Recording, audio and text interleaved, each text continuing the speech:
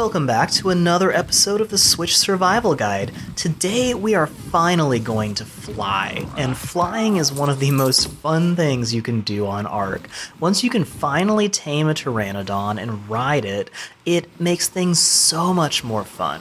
But before we can do that, we actually have to tame the Pteranodon itself. And I spotted this really cool red Pteranodon, so today I'm going to show you some cool tricks that you can use to catch a Pteranodon, and we're going to show you how to tame one using a technique that almost always works on Pteranodons, so be sure to watch the rest of this episode.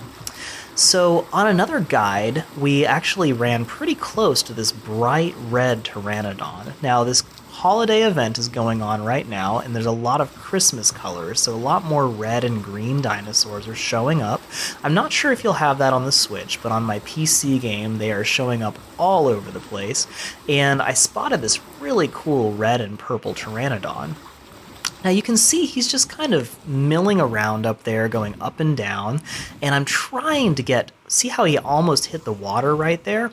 If I can get my raft underneath him when he hits it, he will actually land on the deck of the raft. So another thing I can try to do, and I almost pulled it off there, if he's really low, you can actually run the raft through him, and if you can get him to clip into the cabin and then stop moving, he can actually get stuck inside the cabin, and it makes it really easy to tame.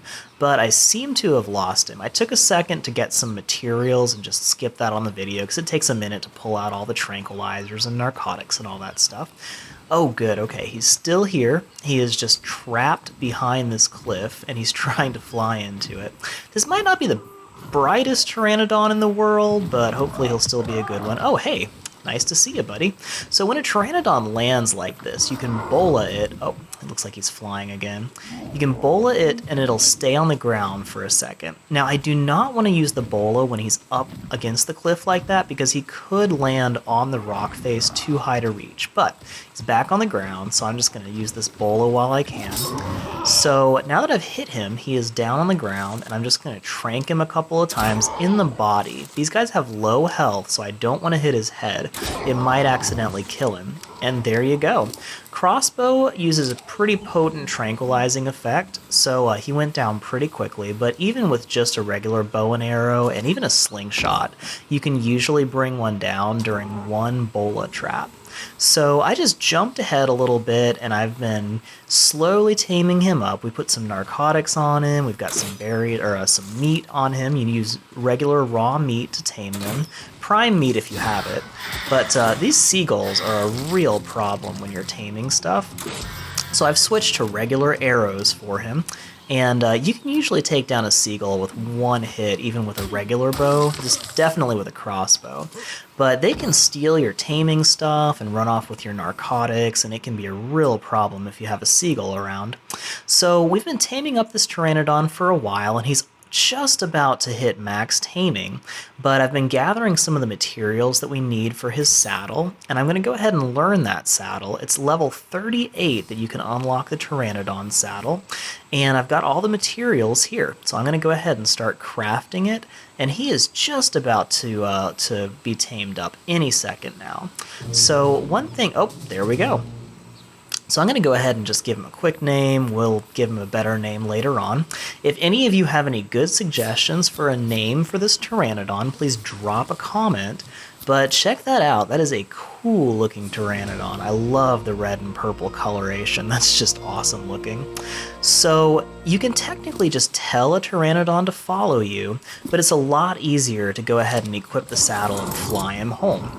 So we're going to land on the raft and see if I can get him to come home. Oh, there's a couple more Trilobites, and I'm going to see if I can just kill this guy real quick.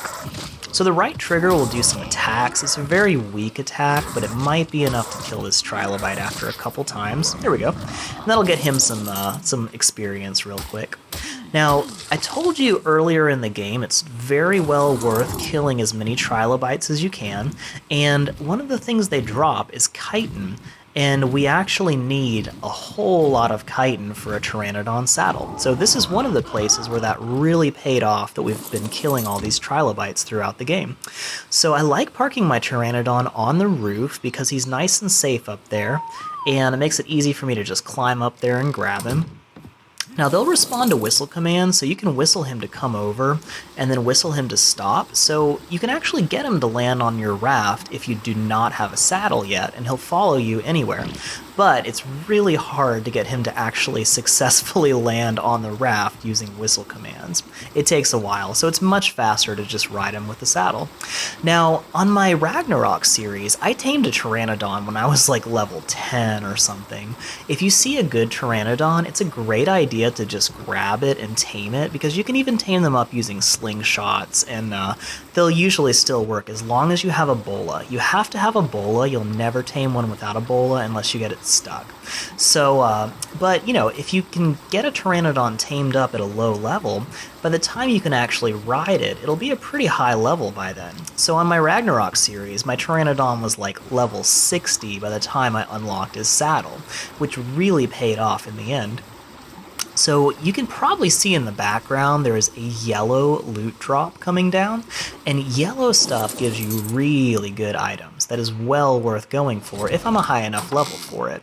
So I just skipped ahead because I just spent a couple minutes dropping all of my items that I possibly could, so I am as light as possible, because weight is a big consideration with the Pteranodon. So I'm going to fly over here and see if I can actually carry whatever's in here. I think that's a Pteranodon egg. It looks like one. So let me open this up, and what do we have here? Okay, this is a blueprint for a rifle, which will be very helpful. Would have been even more helpful if I didn't have the levels to craft that, but still, it'll save me some engram points, which is great. So Pteranodons are amazing for picking up loot drops like that, as you can see. So I know I didn't explain how to actually ride this Pteranodon, but the next episode I will teach you all about flying and give you a lot of really good tricks for how to do that. So be sure to like and subscribe if this was helpful, and please tune in next time and we'll show you how to actually ride a Pteranodon effectively and give you some great info about how to do that. Thanks so much for watching this video from the Ark Survival Guide. If you enjoyed it or found it helpful, please like this video and subscribe to our channel so we can bring you more great guides like this one. Ark is an amazing game, but there is so much to learn before you can really enjoy it. We are dedicated to bringing you high-quality guides, tutorials, and Let's Play videos that are fun, helpful, clean, and suitable for the entire family. There's a tutorial in this series for everything we have done so far in this video. Check out these playlists for more episodes from this series and other guides to help you enjoy your journey on Ark.